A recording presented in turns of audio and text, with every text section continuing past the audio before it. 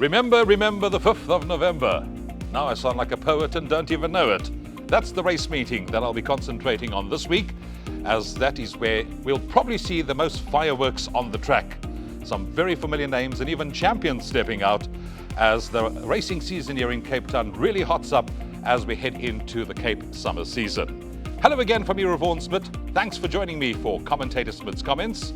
Now, I don't particularly tip horses on this show, unless of course I'm going to be having a flutter. This is where I share my sentiments, reasoning, and also thought process behind some of the horses that I'll be following and the reasons why. Last weekend, come to think of it, I didn't do too badly when I had to assess the 3 weekend feature race meetings. And this week, there is over 3 feature races that I'll be concentrating on in Cape Town on Guy Fawkes Day that will no doubt be the focus of attention, especially if one takes the depth of quality into account. Speaking of accounts, I do hope there's money in your Tab for Racing online account, because I always say it's the quickest, easiest and most convenient way of having the tote at your fingertips and having a bet at your leisure. So make sure there's fun so that you can give it a full go this weekend. Hollywood Bets Kenilworth is the venue on Saturday down here in Cape Town, where we have a 9-race program for the day, and the first race gets underway at 12:45, and it's races 6, 7 and 8 that I'll be looking more closely at. But if you are possibly looking to start the day on a winning note, then I'd say in race 1, number 8, Egret. He certainly looks ready to shed his maiden tag. He's getting closer with each and every run. He's having his peak start. He's from an informed stable, and I reckon if he jumps on terms, he's the one to beat, and he's the one that you could possibly look at using in swingers, outright wins, maybe a banker in trifectas and quartets, and build a kitty as the exotic starts in the second.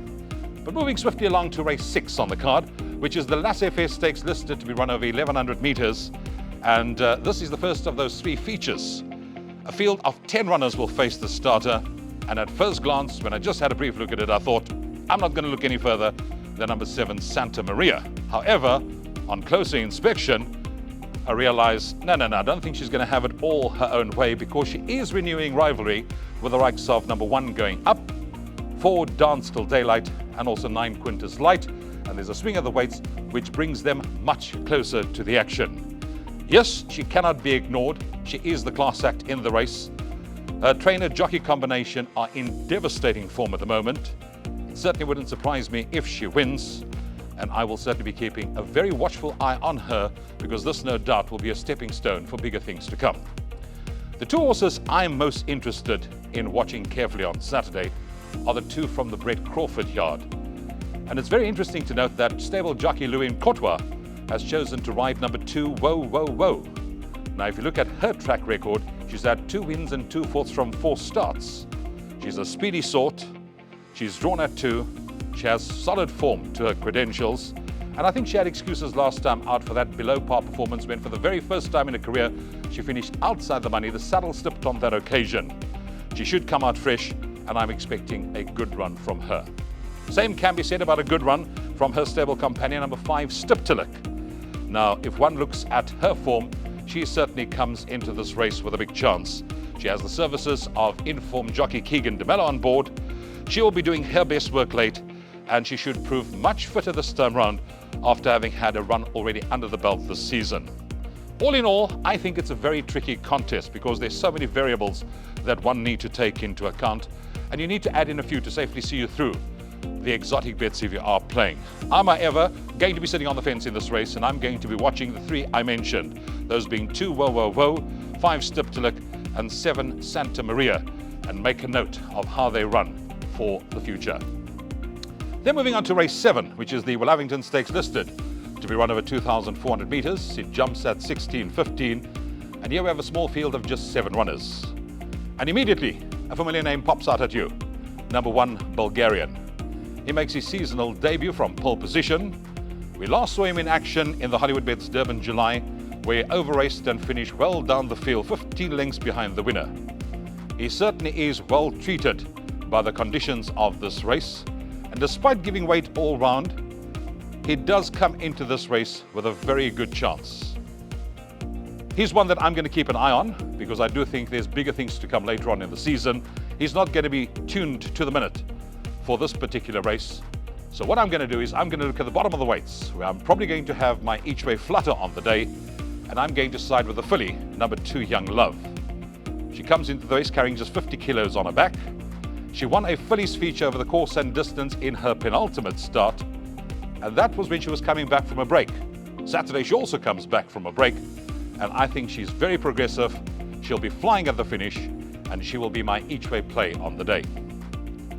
Race 8, the Cape Mile Gr3, runs at 1650. This race certainly has attracted some top quality individuals, and one can pretty much make a case for a number of them, particularly if you're one of those people that want to beat the favorite. Then you're probably going to have to include the likes of One Silver Operator, who won his comeback start but was demoted to second in the Matcham as a result of the outcome of an objection. He should have come on with the benefit of that run. That form line of his has been franked by Resonate, who came out and won last week, and Silver Operator very seldom runs a bad race. For Rock and Ringo, ideally course and distance suited. He runs for Louis Mkotwa. He'll be doing it from the front, and he'll probably be the horse they'll want to peg back in the closing stages. I'm particularly interested in making a note of 2 horses that are making their comebacks from lengthy layoffs, those being 5 Rascallion and 8 Golden Ducat. It's been a while since we've seen these 2 in action, and they also will be using this as a prep run for bigger things to come. But having said all of that, to me the favourite does look very hard to oppose in this race, and I'm going to look no further than number 4, Jet Dark. He makes his seasonal debut.